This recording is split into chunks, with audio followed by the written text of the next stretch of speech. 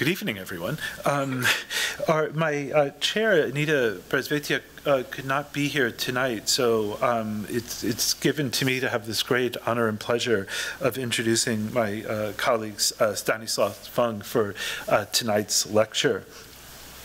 An associate professor and director of the MPhil-PhD program in the School of Architecture at the Chinese University of Hong Kong, Stanislaus Fung is a researcher who has written extensively on Chinese landscape architecture and architecture in both traditional and contemporary contexts. He is perhaps best known for his close reading of Yuan, which I'll refer to in a moment, a 17th century Chinese treatise on gardens, and for his analysis of the gardens of Suzhou that realign the experience of spatial depth and scale to the sensibilities of Chinese painting. But through his exemplary scholarship and as an editor of a number of prominent international journals, including Fabrications, of which he was a co-founder, Stan has been a leading voice in framing and reframing the more often than not happily allied disciplines of architecture and landscape. At the GSD, Stan has been conducting a very nearly oversubscribed and in any case highly successful seminar entitled Topology and Imagination Between Chinese Landscapes and Architecture, in which he's been working with the students to furnish an expanded vocabulary for understanding design challenges in both rural and urban settings.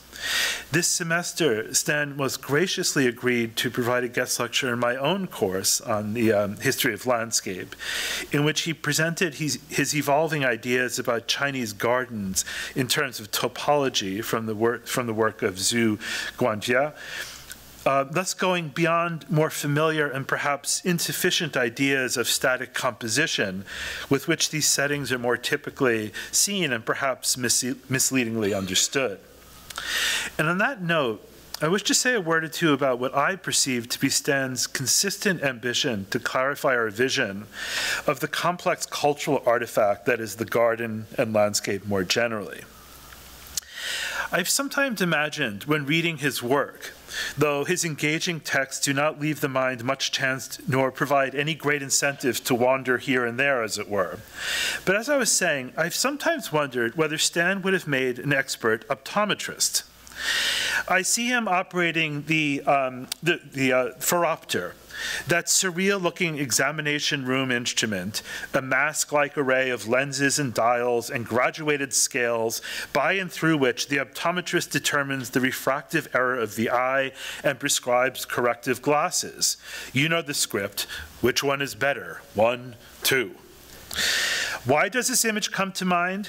Do I need something stronger than corrective lenses? Well, there is that passage from Jean-Denis Attiré's oft-cited a particular account of the Emperor of Chinese Gardens near Peking of 1752, in which the French painter and Jesuit missionary writes of his hosts, "Their eyes are so accustomed to their own architecture that they have very little taste for ours." But then he allows this of his own changed perspective. Quote, "Since my residence in China, my eyes and tastes are grown a little Chinese." Where to begin with that one? It is by turns and all at once lovely, remarkable, and troubling. Stan is indeed one of our most clear-sighted guides to what, in an important contribution to Recovering Landscape, edited by James Corner, he refers to as cross-cultural mutuality. Mutuality would seem to suggest not that we can see or must needs see things alike, but that we understand why we see the same things differently. The question of sameness as such is indeed a difficult one and best left for another occasion. For now, consider Stan's writings on the Yuan, the 17th century treatise on garden design, which was the first to articulate the notion of borrowing views. What Stan does in his careful analysis of this and other texts and sites is to correct our view by asking us to keep in sight, his words, the exemplarity of Chinese tradition, one that does not involve the opposition of subject and object. Imagine a phoropter according to that design.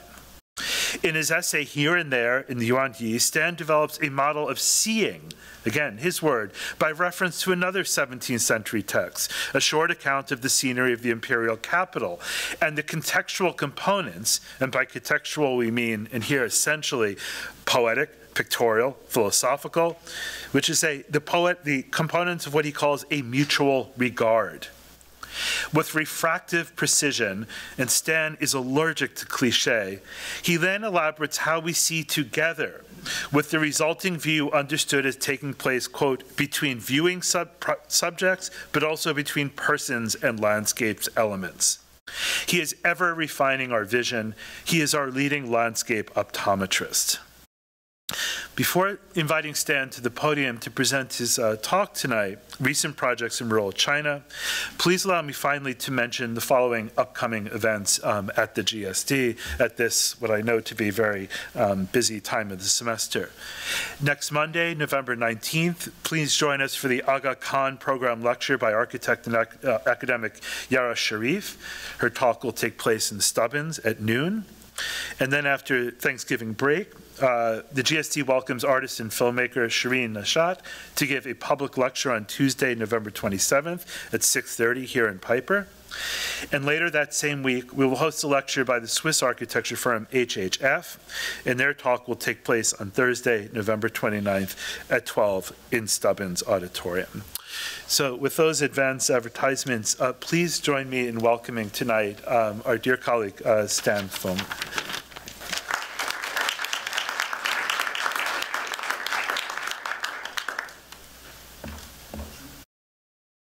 Ladies and gentlemen, good evening. Thank you very much, Ed, for a very kind, elaborate introduction. The presentation I'm making this evening can be explained very plainly as a two-part structure. In the first part, I'm recapitulating the work that I have recently done on the analysis of Suzhou gardens. The gist of this work is basically an attempt to realign the experience of traditional paintings in China with our experience of the gardens that we can still visit in Suzhou. So these gardens in Suzhou are World Heritage listed sites, and the idea is that when about 100 years ago we imported photography and orthogonal projections to the study of these places, we changed the perception of these places. And the task is to see to what extent we can still see these places without presuming stable three-dimensional depth. In the second part, I'm going to test an idea that I developed earlier this year for a presentation in Kuala Lumpur. And it is about how the structure of perception that we find in the new reading of the Suzhou garden might resonate with new design work by the youngest generation of designers in architecture in China. In the work that I did in the elective this semester in the GSD, we attempted to do a more wide-ranging exploration than I'm able to present this evening. Here is a list of the designers and the speakers we hosted in the course. The idea of the course is basically that if traditional things have a modern and contemporary viability in design culture, topology is a key idea because it allows us to think about the ideas in terms of upscaling and changing arrangements without changing the basic regularity of the ideas. You see that we were not restricting ourselves to Hong Kong and China. We invited also a firm of architects from Sydney. And the idea here is that it's a cultural thing we are dealing with and not a matter of citizenship or nationality. In other words, the uptake of the ideas of Chinese tradition is not primarily restricted to people who are of Chinese nationality or birth. And so there could be, in other places, relevant work touching upon the ideas that we are working with in the Chinese context. So in what follows, because of the availability of the limitation of time tonight, I'm basically speaking about the work of two designers in China, one in Shanghai and one in southwestern China. They belong to a generation born in the 1980s. And I should begin by recapitulating what they inherited from the people who went before them in the last 40 years. The story about Chinese design can be simplified a great deal, and probably down to four proper names, so four people.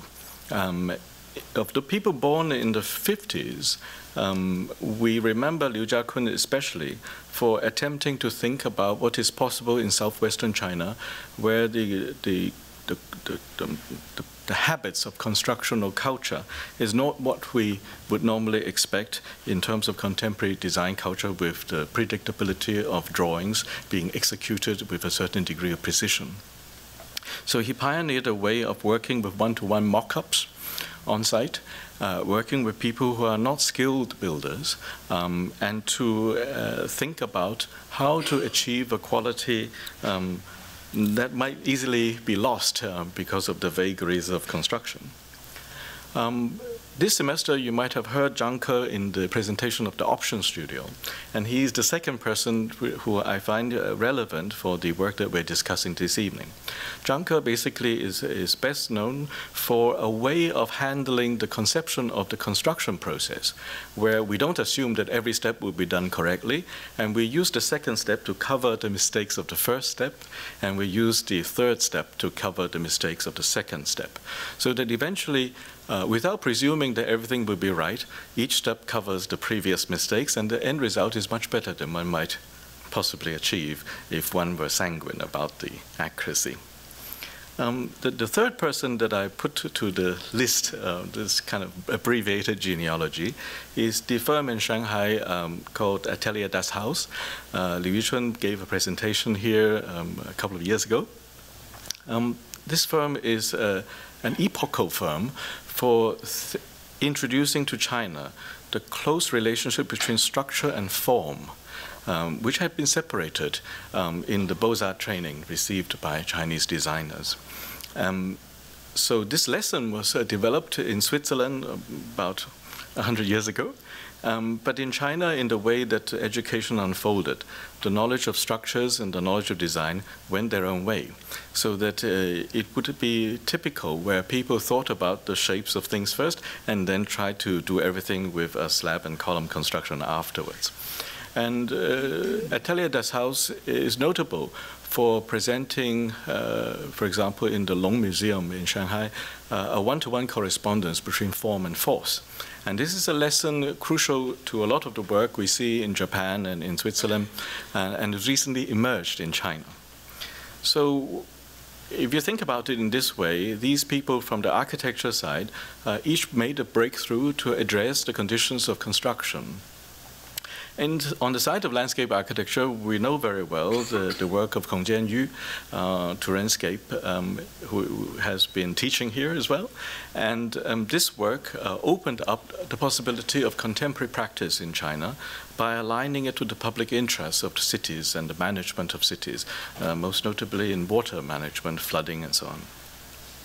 So for designers born in the 80s, when they came to the practice of their professions, these, to my mind, are the previous breakthroughs that people inherited. And in what follows, I'm going to follow this by adding an extra layer. The claim is basically that when people born in the 80s do their first projects, they didn't have much opportunity in the first-tier big Chinese cities because the professions were already saturated there. So they started building in rural conditions. The rural conditions were even more challenging than one might expect in the first-tier cities because industrialization hasn't reached there in the full-fledged way that we imagine in Hong Kong or in Boston. So the bigger story is that when people dealt with the rural conditions, somehow, walking backwards, they developed something that touched upon the reading of the traditional gardens unintentionally. So that's the overall arc of the argument tonight. So the first part of the presentation is something that I have already developed for the students in Ed Egan's core course this semester. The idea is to go through this part fairly quickly and then to develop the connection to the contemporary practice. The main interest I have in reading the Suzhou Gardens again is to develop a sense of the aperspectival effects. This is to say, although we may use photographs and plans, elevations, and sections, we want to get an understanding, reading these images against the grain, so to speak, and to obtain from them a sense of the aperspectival sensibility that is more germane to the interests of traditional Chinese painting.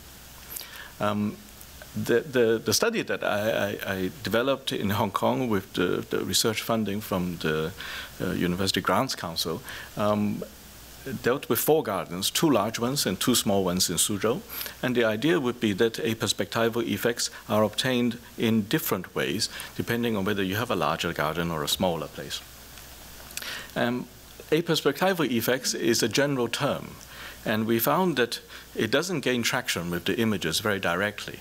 And in order for a general interest like that to be effective in close readings, 4 particular terms listed at the bottom of this slide would be what we specifically examine.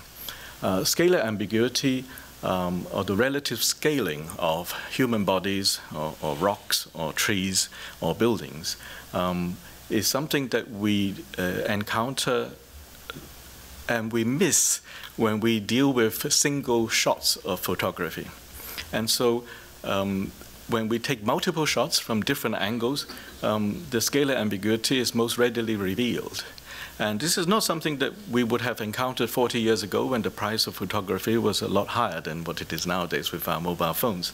But it is available now, and in a minute you will see how it plays out.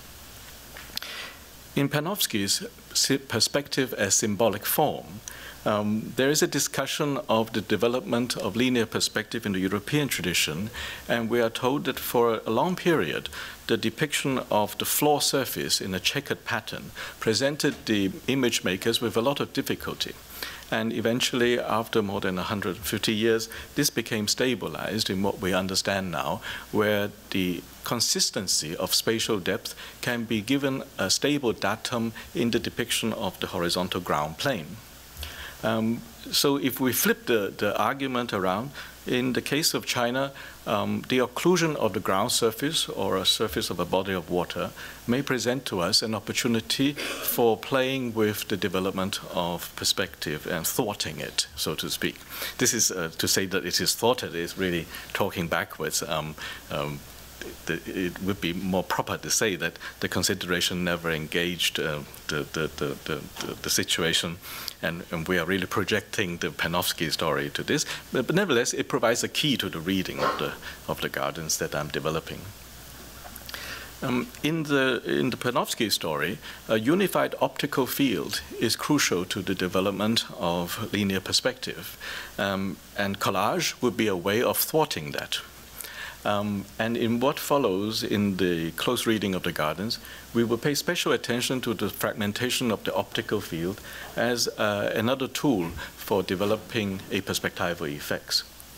And finally, also running against the grain, against linear perspective, which offers to describe for us the consistency of spatial depth in the 3-dimension.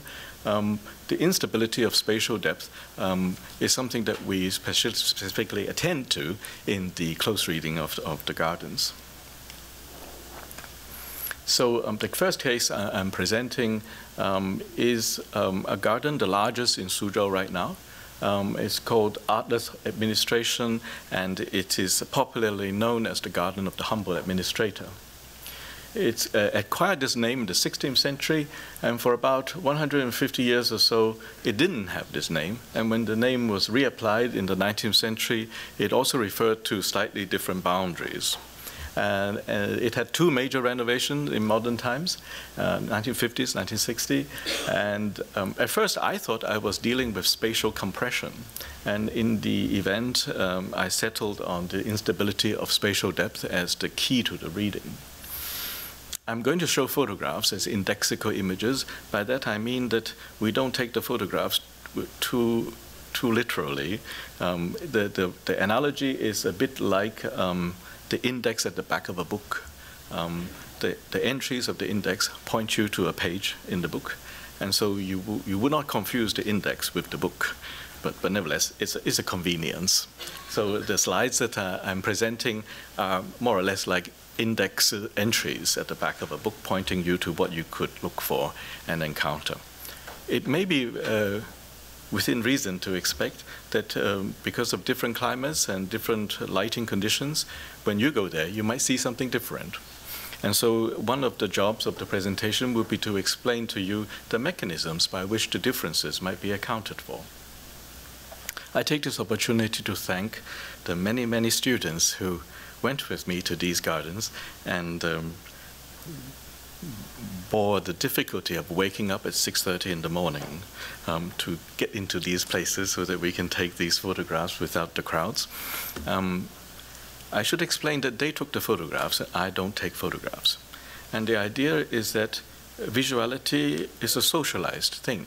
And if I say something and they are not able to come up with the photographs that I can recognize as communicative of the message that I had given them, I will forget about the point.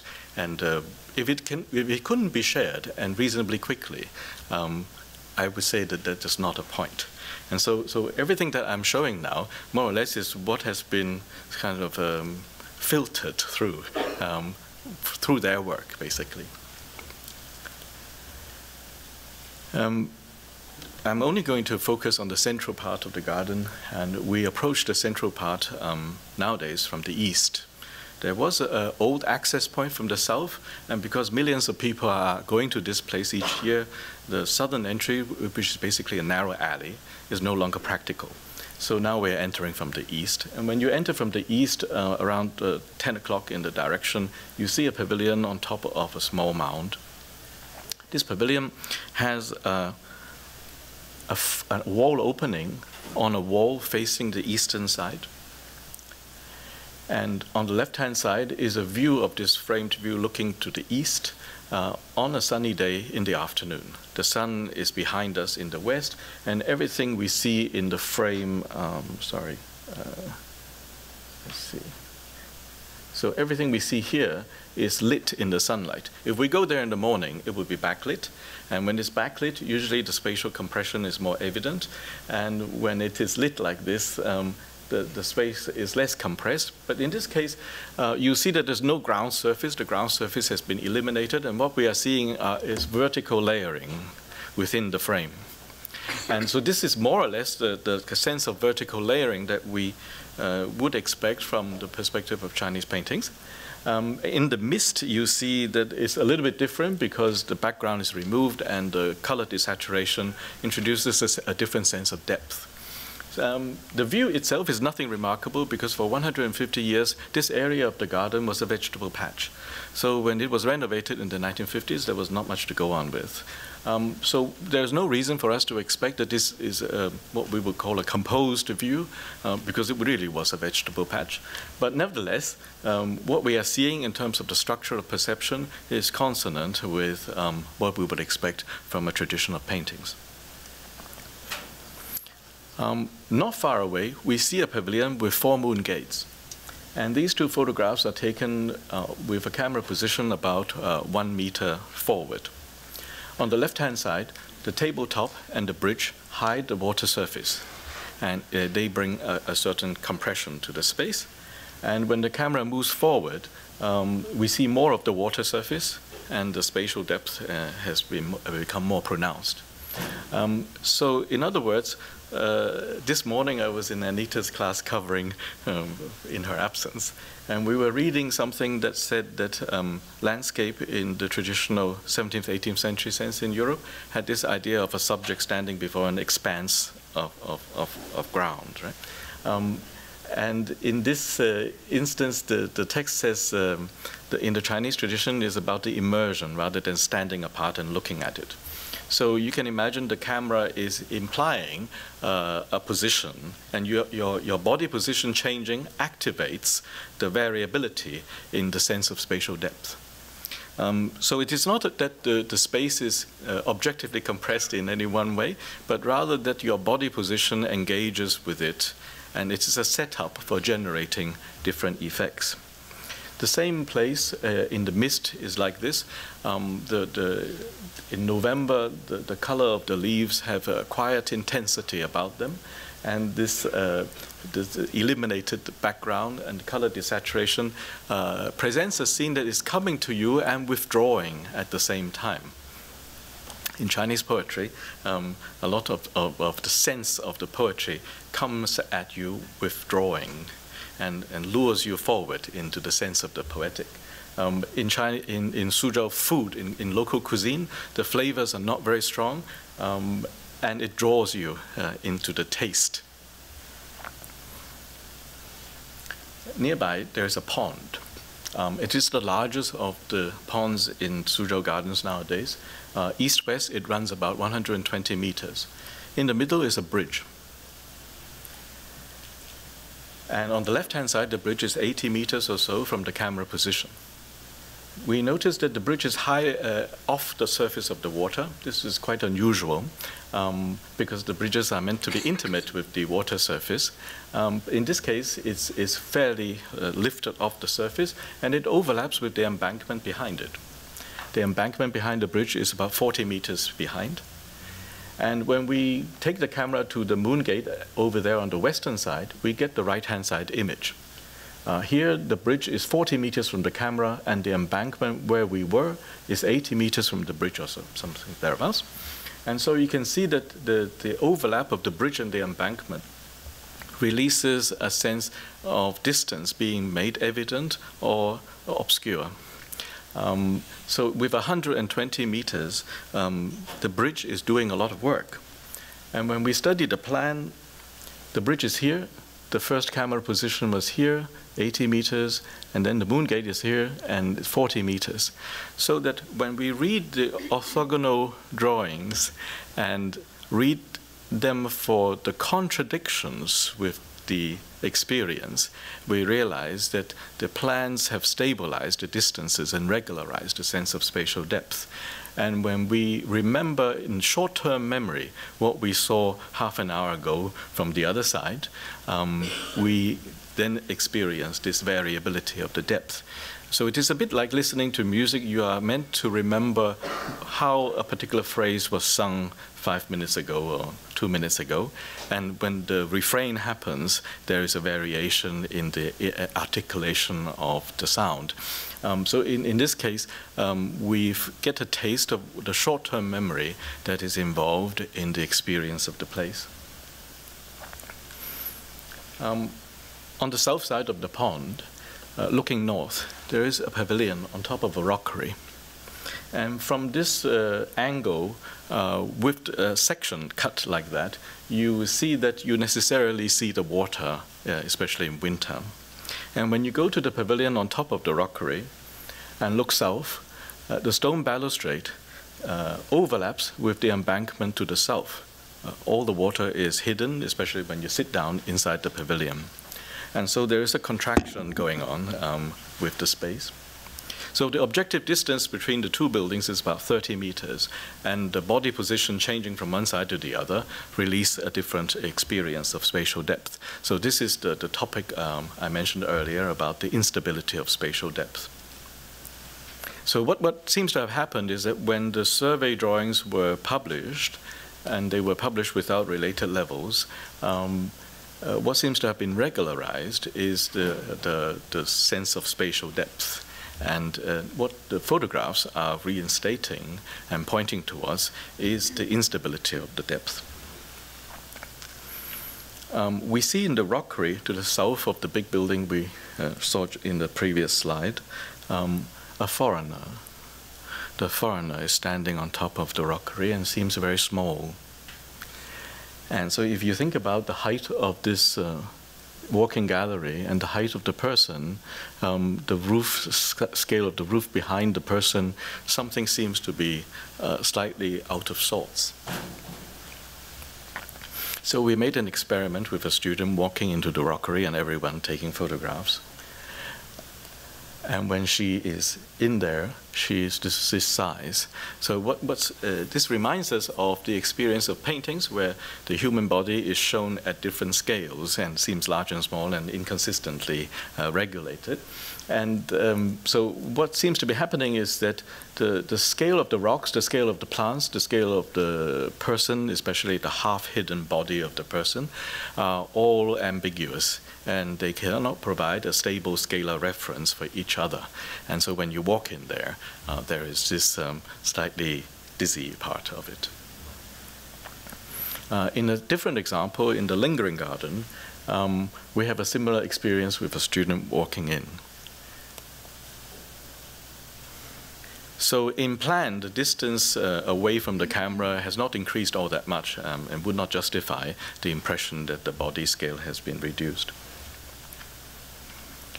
So we have a point of reference with a text on Chinese aesthetics.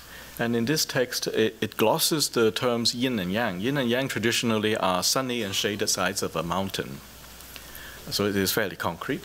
And particularly, the text is pointing to counterparts and counterpoints, light and dark. And then you have reciprocals. So this would be a more precise take on the yin and yang aspect that we are looking at. So the take-home point would be the far brought near. So the far and the near are not binary oppositions, but depending on the body position and the movement of the body, the far and the near are mutually interpenetrated, mutually involved in the experience. So there is another quotation from Martin Seal, a German philosopher, who has a book called The Aesthetics of Appearance, which has also been translated recently into Chinese, says that things, zigzag bridge, etc., would not be appearances. And arguing from his text, he says, appearances reveal themselves on these features. So when we take the photographs, we are not just documenting the features of the design. We are thinking about how there would be a play of appearances. The landscape design involves a play of appearances. So this is a line of thinking that is germane to what Christophe Girot has been recently interested in, which is to think about the return of aesthetics to landscape design. The second example I'm bringing to you is a much smaller garden, and it doesn't have 120 meters of ponds to play with. And so we couldn't look for bridges and embankments and playing with distances like that, because they're just, we don't have such a length to play with. So there is a pond, much smaller. And it's made much smaller by the primary divisions of the site. The site is already longer on the north-south and narrower on the east-west. And we further reduce the east-west dimension by these major divisions in the north-south direction. So the pond is much more narrow as a result. So the question would be, having made the thing more narrow, how do you avoid the impression that it's really very small?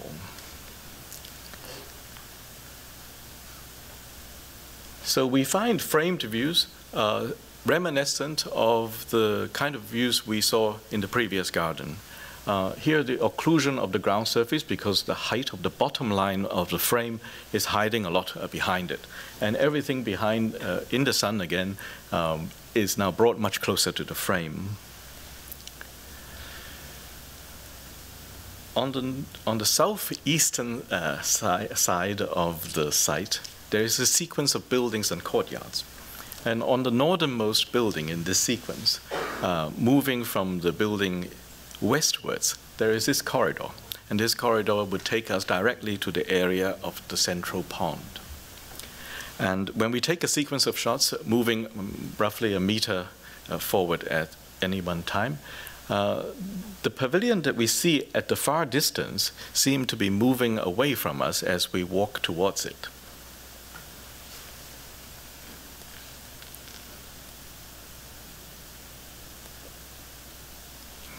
So the increasing distance as you move towards the pavilion has to do with how the sectional treatment of the related levels are allowing more or less a view of the water. As you move closer to the pavilion on the opposite side, you see more and more of the water, and the distance dilates. So there seems to be a kind of a dancing game. You dance towards the other person, but the other person is dancing, moving away from you. There is a mirror at the far end, and it's pretending that it is not attached very close to the wall. It's pretending that the pavilion is open on all sides. And it's a slight illusory part. And behind this wall is the part of the garden that currently you find a version of it in the Metropolitan Museum in New York. So if we go to the court, this is the part that has been represented in the Metropolitan Museum, and we look east through this wall opening. We have a similar effect when we move towards the frame. The building on the opposite side seems to be moving away from us. So this would be the opening from which we have just emerged in the previous corridor sequence. So this is consistent with the experience we had from the bigger garden, where an objective distance of 30 meters could be given differently from each side, either by hiding the water or showing the water. On the north side of the pond, there is a building with 2 doorways.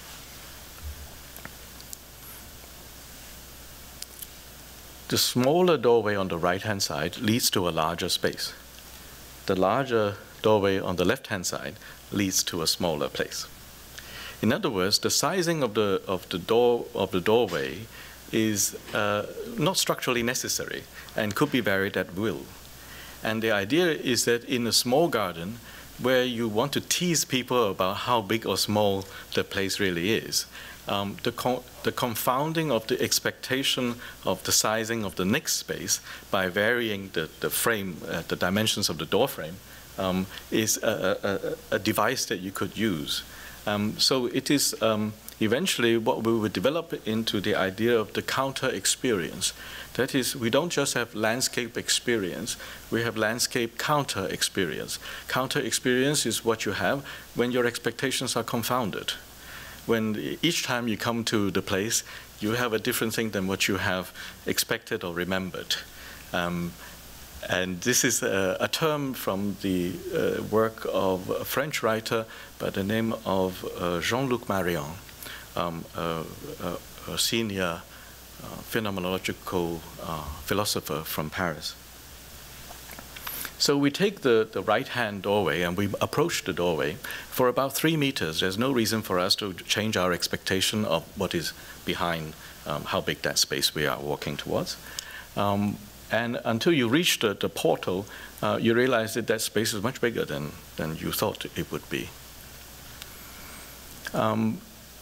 Looking from the north towards the south side of the pond, the positioning of a flower bed at this height hides all the water of the pond and brings the building on the opposite side much closer to you. And when we go to the southern side and take a photograph looking towards the north, this is what we see. So the device is much similar to what we had experienced in the larger garden. So this is the flower bed that we were previously looking at. In other words, in this kind of small-scale landscape design, a sectional variation in level of 0.5 meter will be sufficient to generate some variability in the spatial depth. It's typical for people to take photographs with their camera plane parallel to a wall surface. And in this instance, a student of mine pointed the camera at the corners of rooms. And then we are made much more evident, aware of the sizing of the heights and how the views framed by these unequal frames are discontinuous. So mostly the lines in one frame would not continue into the frame of the other one. In other words, we have a collage effect. And this is what we mentioned earlier when the optical field becomes fragmented. And this is a clear refusal of the expectation of linear perspective.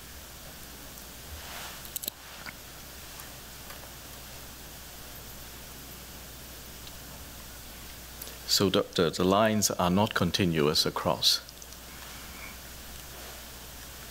There are also incidental frames where they point in different directions and inconsistent to the one-point perspective and so on.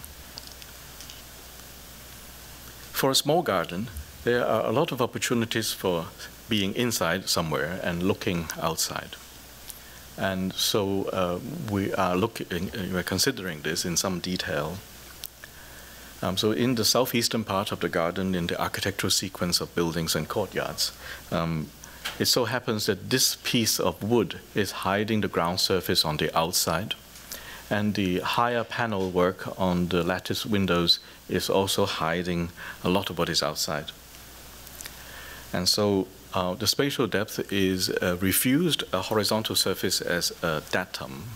And the grill work, the lattice work, is further dividing up the sense of it, and the sense of depth between this side and that side are not consistent. So a similar example. Now there are also instances where people are using glass instead of the more traditional material for window openings, which would be paper or mother of pearl. But in this case, the sense of the rockery and the wall on the outside also provides a spatial boundary that is not just one layer. We pay attention to how these horizontal lines don't line up on both sides, and they produce an inconsistency of the sense of scaling, both for the inside and for the outside. For a small garden, if you go in quickly and see everything, you are more assured of how small it is.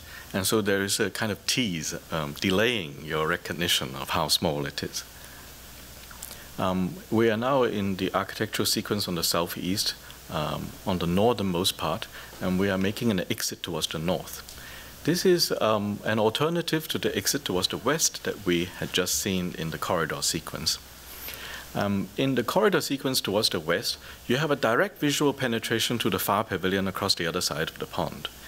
And here the opposite technique is being used. You don't have the visual access to the other side, and your view is blocked right away by a bamboo plant and by the rockery. And as you approach the exit, your view of how large this courtyard you are walking into is constantly frustrated. The roof of the covered walkway is lower than the doorway that you have just walked out of. So there is, in terms of height, a compression. And frontally, the bamboo plant and the rockery is doing a lot to basically make you guess and wait for it. Eventually, you see this looking towards the north. And the footprint of all the elements on the left and the right, and the irregularity of the footprint, basically is playing a hide-and-seek trick with you.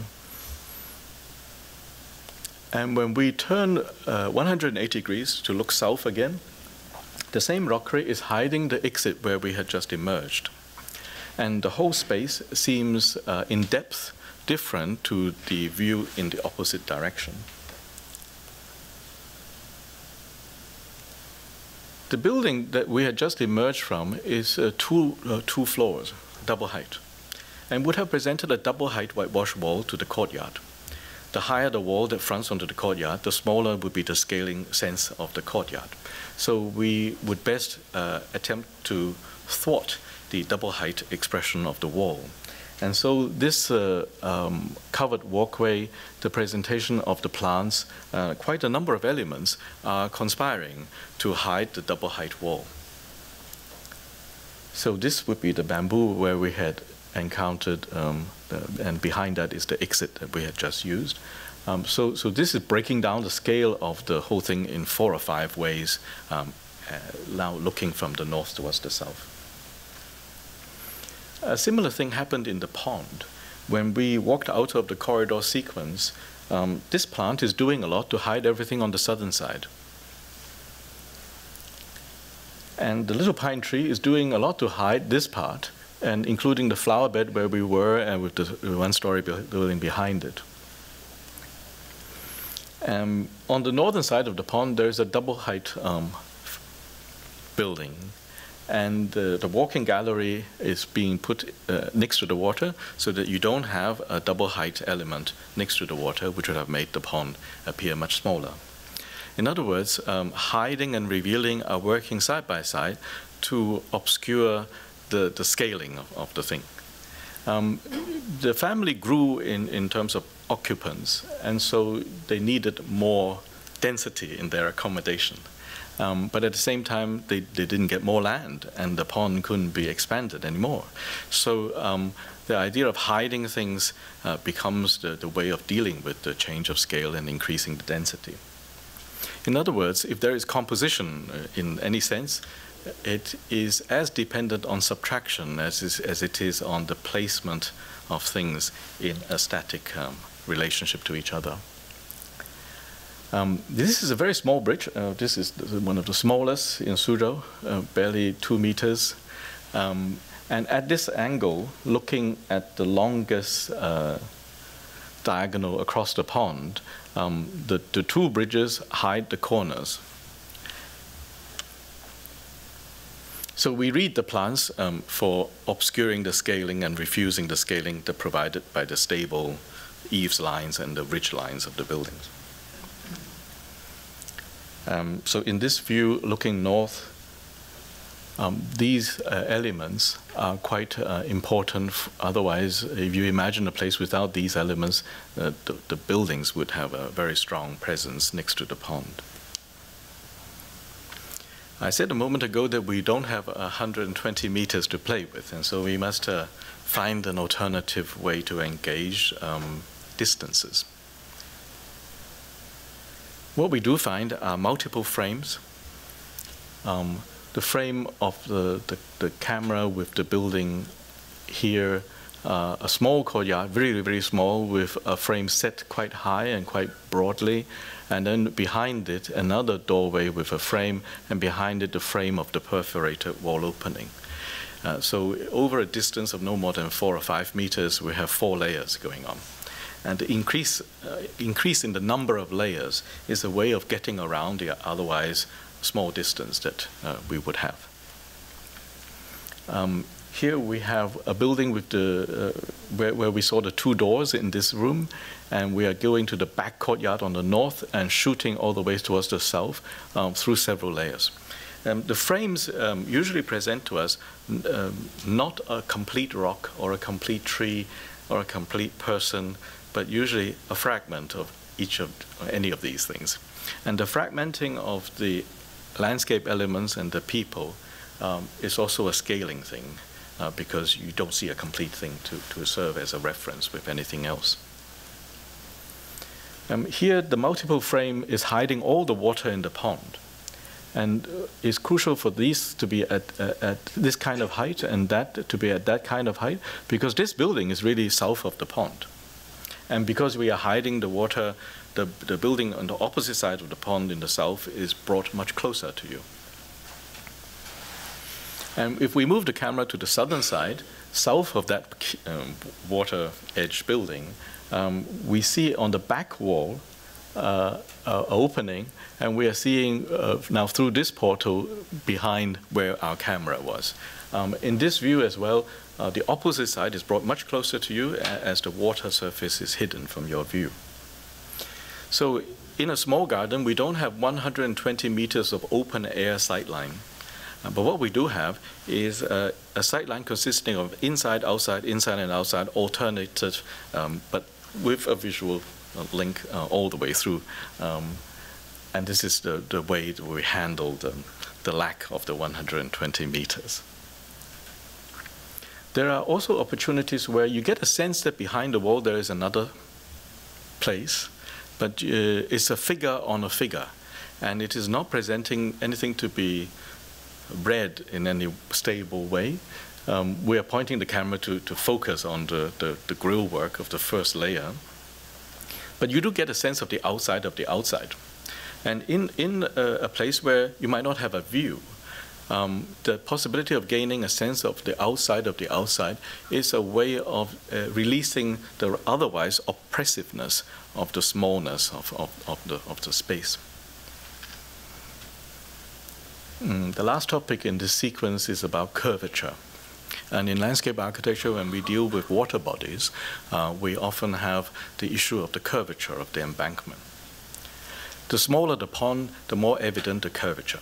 If we want to make the pond appear bigger than it is, we must allow the curvature of the embankment to appear more broadly gentle, spread out, than otherwise it would be as a small circle or something like that. So we are looking at how the rockery hits the water. So we would read from the building, the whitewash walls are meeting at roughly 90 degrees in this corner. We have to hide that.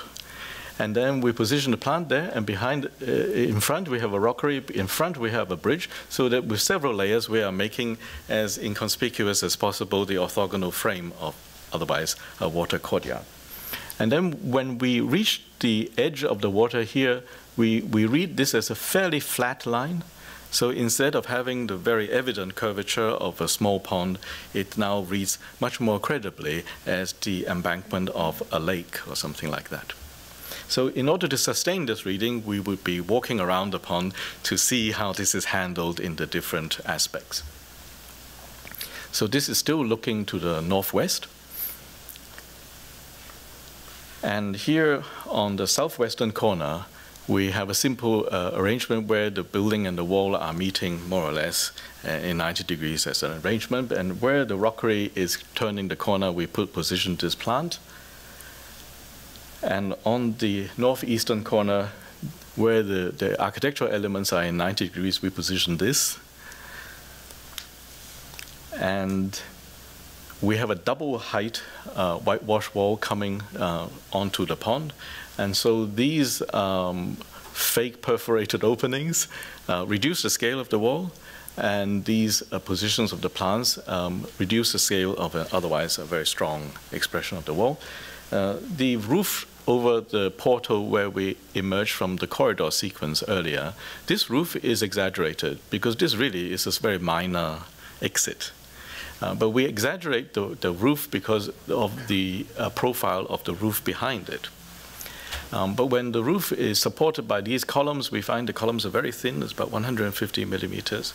And so the visual weight of the roof is cancelled by the thinness of the vertical supports. So I call your attention to the gentleness of this rather flat-looking shoreline. It would be a factor in the curvature story. So here we are working off a different text, and this one is a colleague from Penn State University who was very friendly with the MPhil-PhD program many years.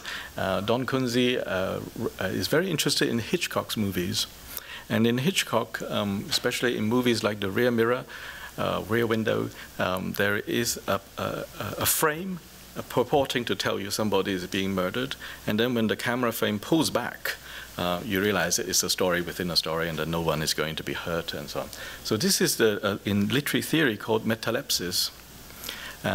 When the frames shift, there is the possibility of creating not a coherent narrative per se, but a story within a story. And in the extrapolation, I talked about diegetic framing elements. So we have the double, which is the mirrors, the story within the story, and then traveling in time about literary places and place names, and the contamination of the everyday with a dream or with fiction. And these would be evoked by place names and plaques put on various parts of the garden. So this is the list of keywords. In order to make the analysis, we generate and we test the effectiveness of keywords as tools for direct attention and to allow the analysis to gain a certain fine-grained texture. I didn't have the opportunity to tell you anything about these two, but they are the higher order terms for thinking about the experience that we have just tried to evoke. Landscapes change over time, and we should not presume that what we are seeing in these gardens were what they were 500 years ago. And recently, you may remember Julian Raxworthy's lecture here, where he talked about the veridic aspects of the landscape and how maintenance was a real issue, because plants grow. So overall, I would say in the experience that we are considering in these gardens, it is not a representation of the real or the stability of a composition, but that we are constantly engaging a sense of the déjà vu. You think you have seen it before, but actually you haven't. It's changed. It's different. But we constantly subsume the new experience under the old label. And we allow the memories to suddenly lose focus and to start moving into one another. And this is the sense of the déjà vu. The déjà vu is accentuated and emphasized in contemporary media because we circulate a lot more images than would be available, say, 100 or 200 years ago. And 100 years ago, the déjà vu would have been a very unsettling thing because you don't have it all the time. But nowadays, we are so accustomed to it that we lose sight that it is this sense of the déjà vu that we are engaging with. We tend to take it more literally nowadays. Alomnesia is to déjà vu what the structure of perception is to a sense of the loosening hold of memory in relation to methods of making. In the work of Zhao Yang that I won't have time to present to you today, a stone construction of a wall could be done using local rocks by local craftsmen, but where the mortar between the stones are set back from the surface of the wall by a few centimeters, so that it looks from the outside like a dry construction. And this would be a new technique, but in a 2-second impression, everyone is willing to attribute this new way to the old, traditional, authentic construction. And this would be alomnesic. And this is a term from the Italian philosopher Paolo Verno. He was dealing with different kinds of memory. So in yellow, I've highlighted the parts that are reading very directly to the two cases I presented so far. That there is not much time for me to go into the different conceptions of nostalgia, but in Harvard there is a scholar of Russian studies by the name of Svetlana Bohm, and who wrote a book on the idea of nostalgia. And most of the time we are dealing with, in the case of the gardens and the work that I'm about to show in the contemporary work, the idea of reflective nostalgia. The nostalgia is a desire, but it is not satisfied by presenting something that purports to you that it is what you really desire. So it is not the same as, let's say, restorative nostalgia that actually does purport to give you what you want from the past.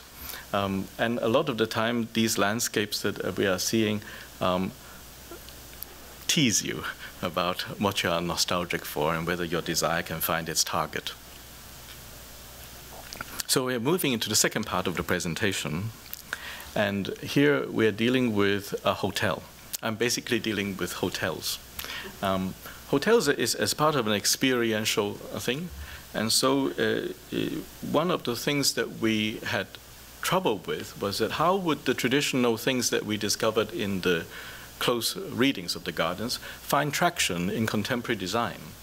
And it seems that the terminology of the traditional analyses would not be able to provide you with all the keywords that you would need to consider in order to have a contemporary project come to be delivered. In other words, we are dealing with a plug-in and not with a software. A software would be a self-contained thing that you buy and install on your computer, and it will help you do your word processing or whatever.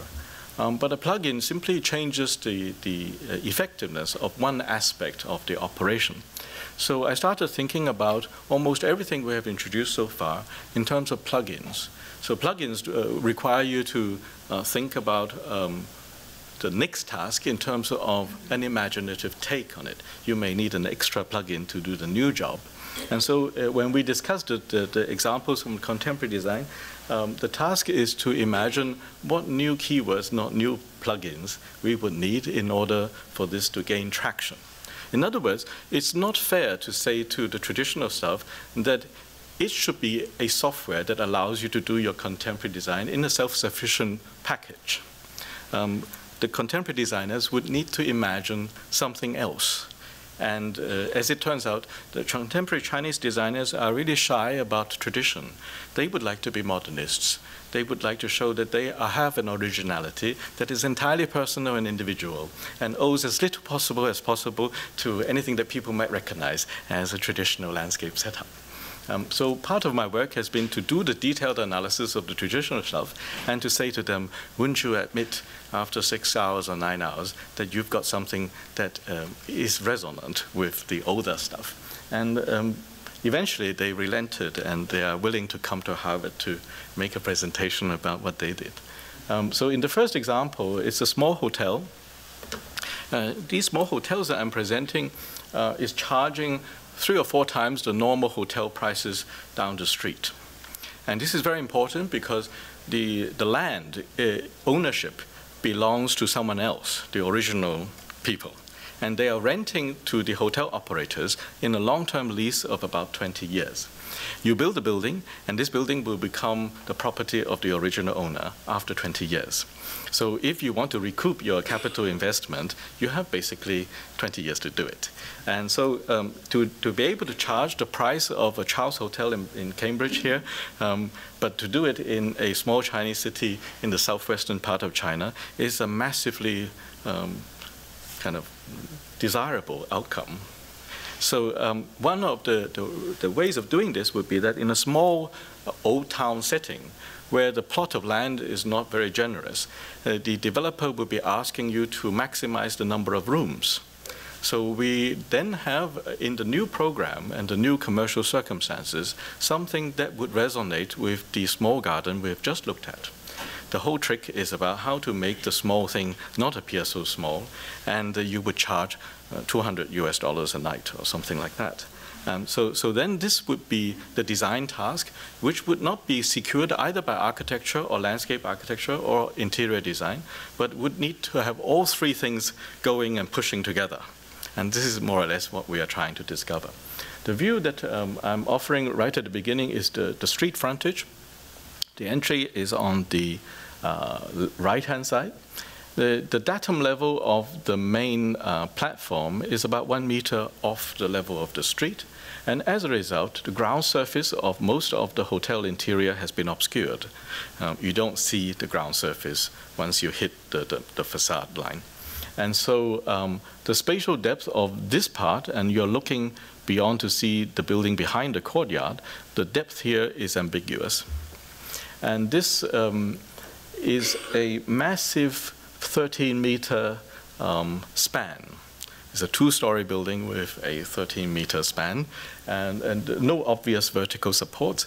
And the elimination of the vertical supports allow us to enter into this imagination that the thing is not as solid, as heavy, as scalable as one might think. And so when we go forward into the courtyard, now looking back onto the street, the higher level of the courtyard relative to the street allows you a different sense of the spatial depth which was previously compressed. So on the right-hand side would be where you had the front counter and you're seeing the courtyard. The courtyard is divided into 2 parts. And the footprint of the buildings around the courtyard are quite complicated. There's lots of different setbacks and misalignments. And the idea would be that if you have a simple rectangular courtyard, the scaling would be more evident and consistent. And by turning away the doors so that you don't see all the doors to the different rooms from the same aspect.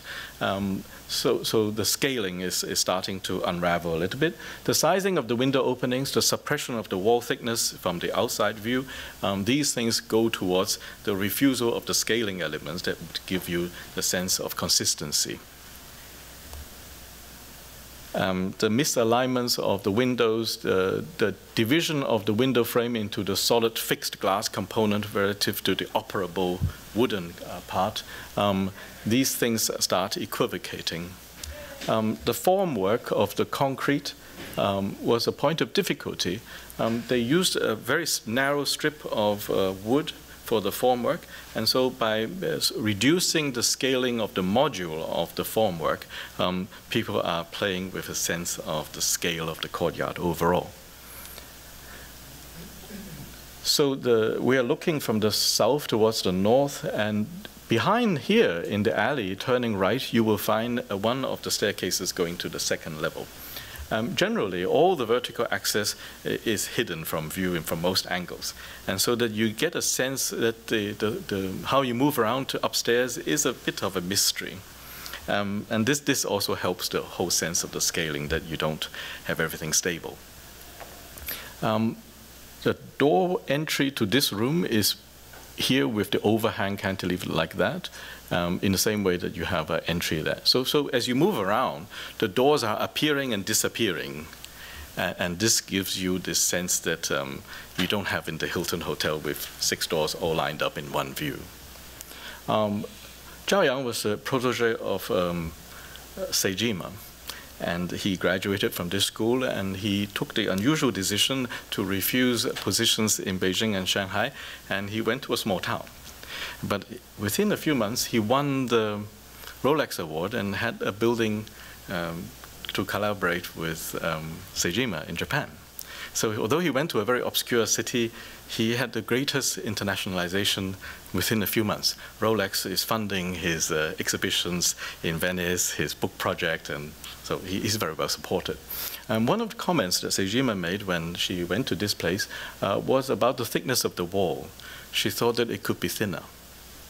And this might be reducing the thickness by no more than 20 millimeters or something like that. But for someone with this kind of very fine sensibility, 20 millimeters would count. And so this would be the kind of conversation that they have.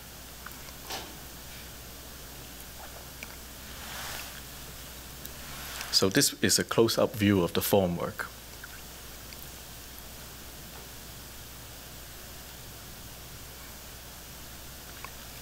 So Zhao Yang, before he came to the GSD, worked for a number of years with Zhang Ke.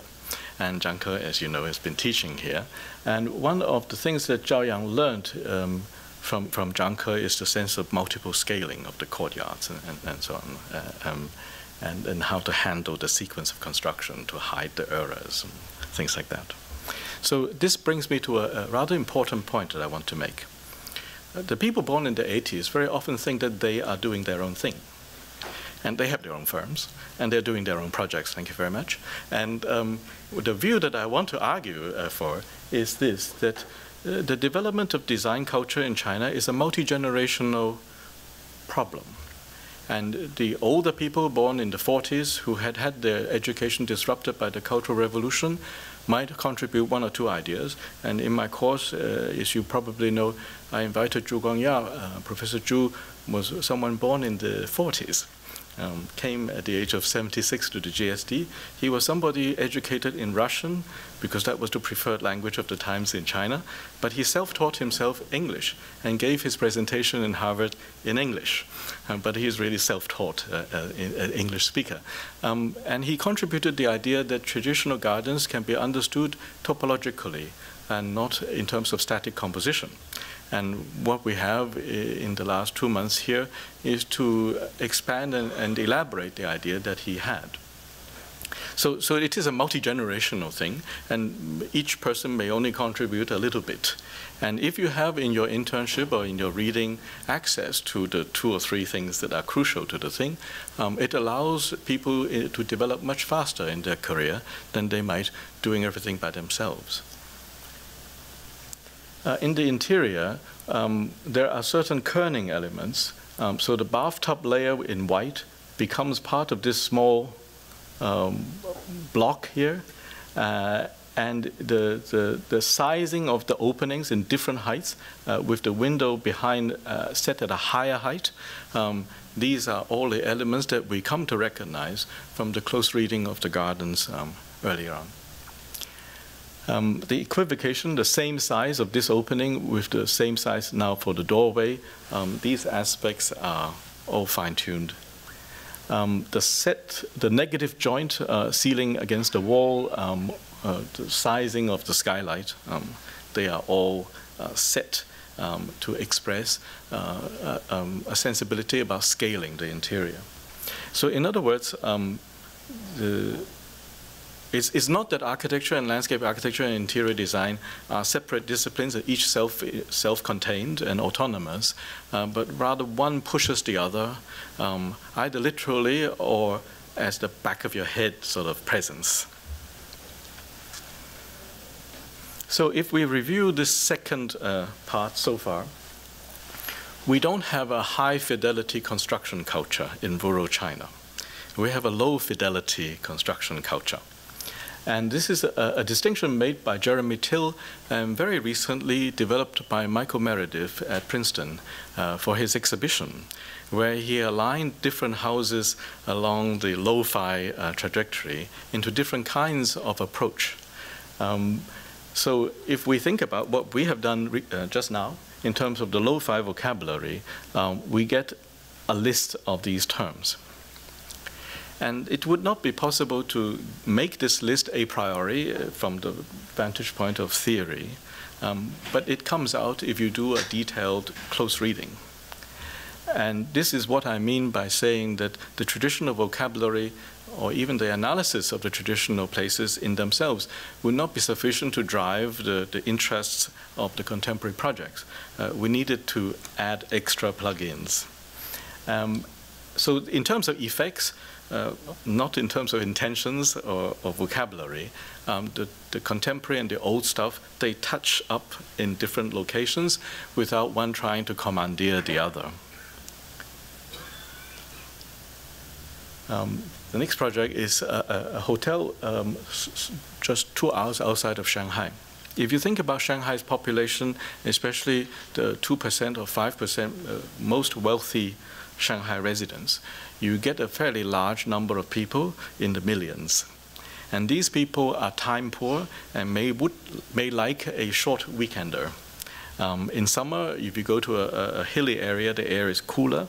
And so this is the Moganshan is basically the only hilly area within driving distance of a weekender outside Shanghai. So Shanghai, Moganshan, and so this is in a mountain setting.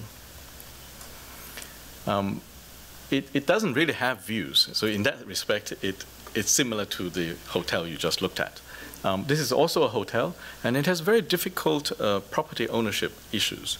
There was an old lady with a vegetable patch who refused to allow the new development to take over the site. So they basically had to construct something to retain the possibility of the old lady doing the veggies, and then to make sure that the roof doesn't drain onto her vegetables. So you have to do a nicely detailed gutter to handle that. In this kind of construction, mostly people are asked to retain the footprint of the older buildings. Now, the fabric of the older buildings are usually too run down to be rehabilitated, but the footprint is usually quite fragmented. And so if you want to put a coherent program for a boutique hotel on a very fragmented footprint that you have to follow, it puts an extra pressure on the ideas of circulation, especially if you have to regulate public and private functions, where the people who are not guests of the hotel also have to be accommodated in a particular way.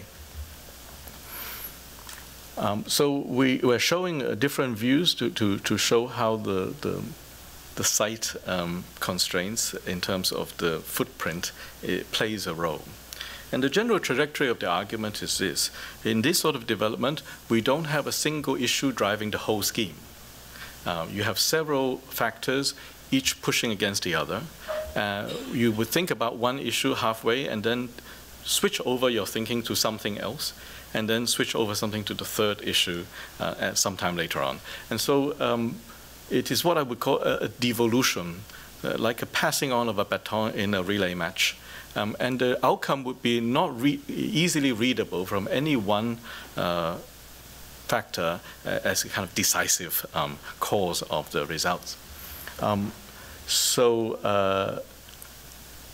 Another issue is that usually in these sorts of projects, people are not given very precise survey drawings, and they don't know where electricity cables are under the ground. And so you may build something halfway, and then you discover that your wall is too close to the underground cables or the drainage and so on. And so you will have to move your walls. So this begins to build up to a sense that you could not have an initial concept executed precisely, because all the time you are dealing with ad hoc emergent constraints that you could not have anticipated at the beginning of the project. More than half the time, the client's brief is also quite vague, and so they would also be free to change their minds halfway through the project. And if you follow the American conceptual approach to design, where you think that you have to propose an innovative concept and that would guarantee the merit of the work, you feel terribly depressed because everything conspires to make you change it. And the end result would be a matter of regret for the designer. So the issue is, if you are in this kind of rural condition, how would you behave as a designer so that the end result, after a series of pushing and shoving, would retain a sense of contingent coherence? The summary at the bottom shows you the strategic elements that gain traction with different aspects of the design. So with massing and program, you think about site planning, and you think about fragmenting, because that's the footprint, that's more or less the condition given to you. You think about the internal layout of your building, where you think about usages and furnishings, and you're thinking about programming. And so each of these issues deal with very specific aspects of the design. Here, too, you will not find traditional Chinese gardens or garden history giving these terms to you. And in order for the effects to run from one side to the other, these terms would have to be discovered ad hoc and then reviewed very closely after the design to bring out these things that happened not necessarily in the minds of a single person, but could be a difference between the site architect and the project architect and the boss of the firm, something like that. So we have on the left-hand side the unpredictable and predictable stuff in a spectrum. And they are very specific. Hotel management and public accessibility, something like that. So the idea would be that not everything is unstable and unpredictable, but there is a spectrum. And you can use different aspects of your design listed on this side to deal with different sets of these relatively predictable or unpredictable considerations. This is also something that we cannot learn directly by studying garden history or landscape history, but we have to come up with it with an openness to the contingencies. So the traditional set of considerations is always saying we do what is appropriate for the contingencies. But in modern life, the contingencies change a lot. So we have to recalibrate these relationships to sustain the logic of the contingent coherence of the design. So sectionally, if we think about circulation and programming, you get diagrams like this. I should think that this was a post facto drawing, because when we were discussing the project, I thought that they didn't have a drawing for this. And it seems that they were just chopping and changing, and then in their heads they were playing with this. And this is something that gains traction with the idea of topology, because we can vary the sectional treatment of program topologically without having to rethink everything at every step. And so this is something that would then resonate with traditional perspectives. I call your attention to something like this. 3 lines meeting at right angles very precisely. This is not easy to achieve in a rural setting. I also call your attention to how this opening registering like this from the outside gives you a very different sense of scale. Looking from the inside outside, the whole thing seems much bigger. And looking from the outside inside, it doesn't seem so big. So this would be the sort of surprise, or what I call counter experience, that your experience and expectations from the outside is contrary to what you got from the inside. And this is something that would resonate with the traditional sensibility that I presented earlier. So this is how this corner is achieved. Basically, the concrete work would not be meeting at a corner like that, because in the wet construction, you cannot get that kind of accuracy. But the carpentry work can be attained at a much higher precision. And so the carpentry is brought in, and it is integrated with the air conditioning vent, and then you have a metal work for the opening of the vent. And so you use different material for the inherent precision, the possible precision of the construction work to carry the level of finish. And so you could charge something like $200 a night or something like that. I'm hoping that Anita will go with me to this place next year, and I shall be very happy if anyone else wants to come as well. The idea is that we think the relationship between the inside and outside in terms of a surprising sense of scale, and then we immediately go to the other smaller scale, 1 to 20, and think about the construction. And we bounce one against the other in the same visual field. So this is not something that we discuss in Chinese landscape history, changing scale from 1 to 200 to 1 to 20. But in the practicality of the work, if you wanted a certain quality, that's the kind of thinking that is necessary. I should say that probably this is not what the people born in the 80s invented. We could see this quite evidently in Zhangke's work, for example. The opening we looked at was just here, and now we're looking at another one. There's a huge mechanized window opening the whole thing, and it ventilates the lobby. There is a similar precision work with the lines meeting at the corner. There is a change of scale between this opening and that opening and that opening. And the rather pronounced variation in scaling of the openings creates a certain shift in the sense of the interiority and exteriority. There is actually only one tree that the windows can look upon. And there are 9 window openings in the building looking on the one tree. And the designer is drawing the 9 frames around the one tree. And looking from the different parts of the interior at this tree, you would not have suspected that there was only one tree because of the framing and the cropping of the tree. It gives you this sense that there's more outside. And this is consistent with the sense of scale where looking from the inside outside, you get a sense that it's bigger. There are about 15 hotel rooms. The operator obviously wants a higher number of rooms. And from the point of view of getting more money per night, you obviously want to think that 20 square meters is not a very good size. And you want to think that maybe luxury is translated in terms of floor area. But this is not possible because people wanted to have a higher occupancy. And so the interior design has to take up the challenge that is already presented on the outside.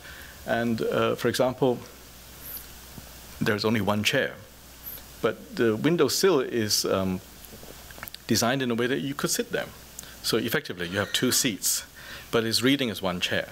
And if you place 2 chairs there, the scale of the room would feel much smaller. And so you wouldn't get your $200 that way.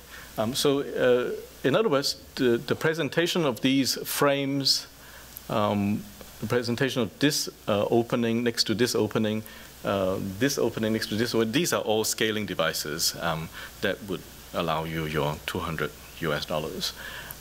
The size of the bed you couldn't do very much with, so everything else you have to do a lot with.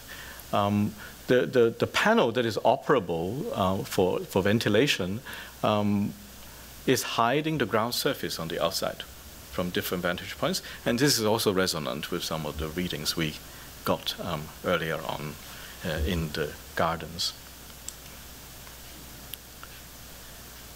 One way of making the room seem less small and oppressive is to make sure that the walls are expressed as backgrounds, so people don't look at them.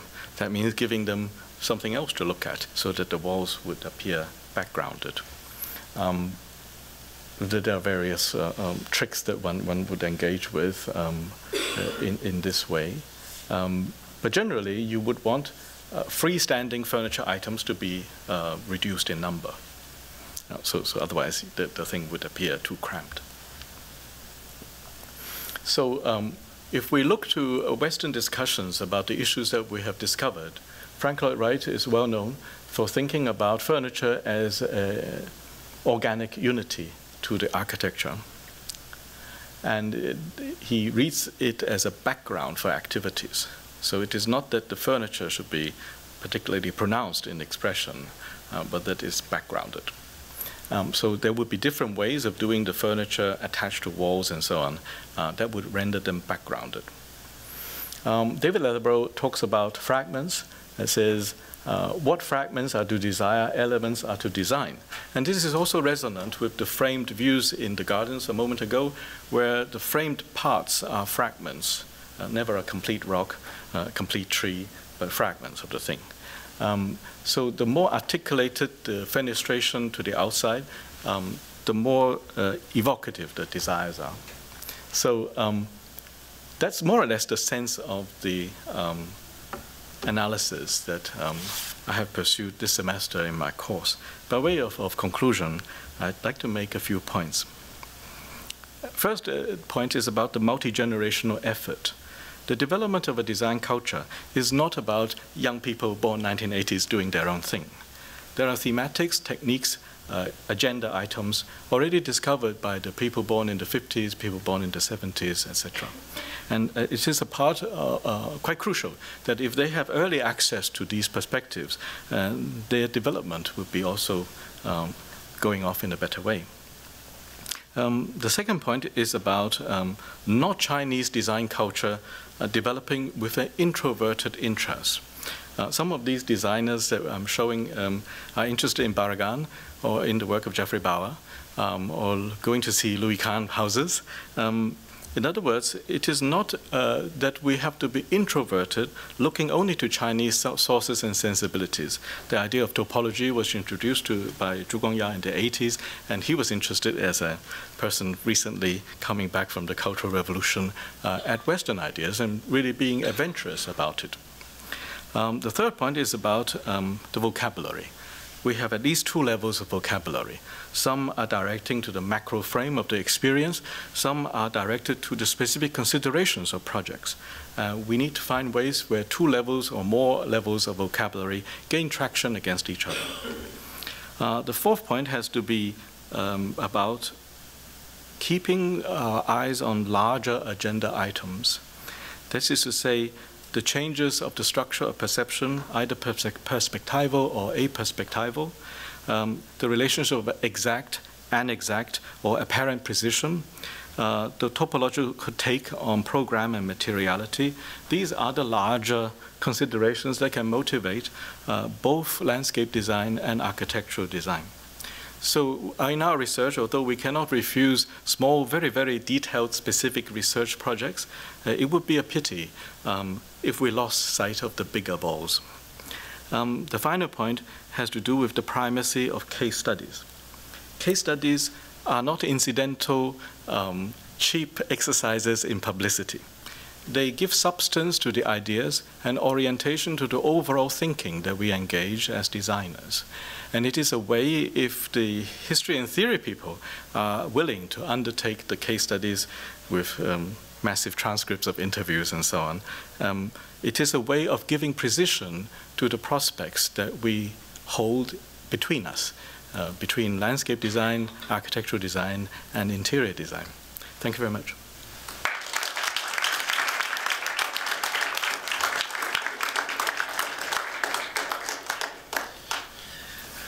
Thank you so much, Stan, for that beautiful lecture. And you would be shocked to learn the room rates that the Charles Hotel now charges. It's getting somewhat late, but can we take one or two comments from the gallery? Any questions?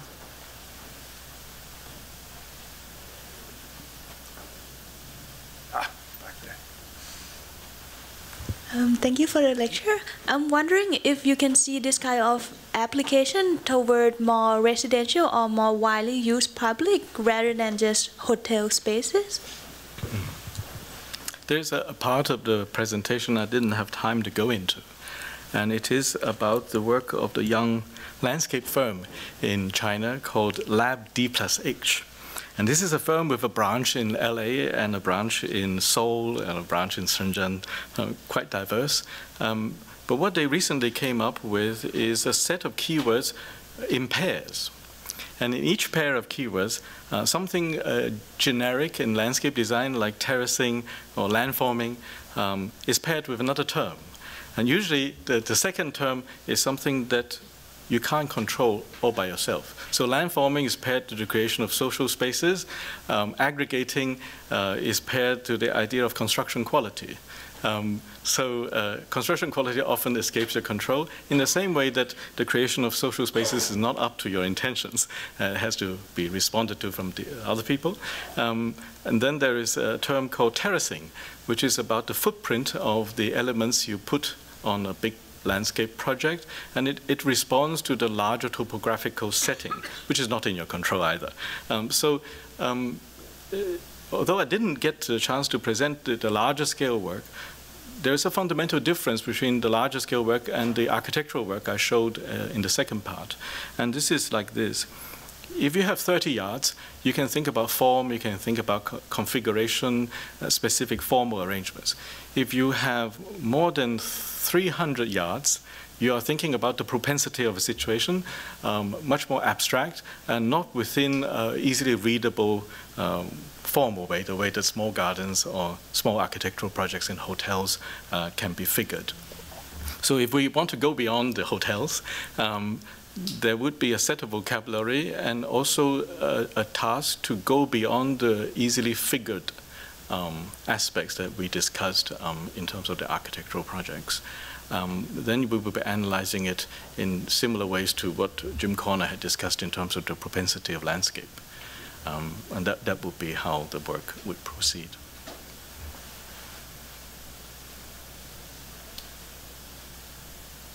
Okay. Thank you once again for this beautiful talk. And please.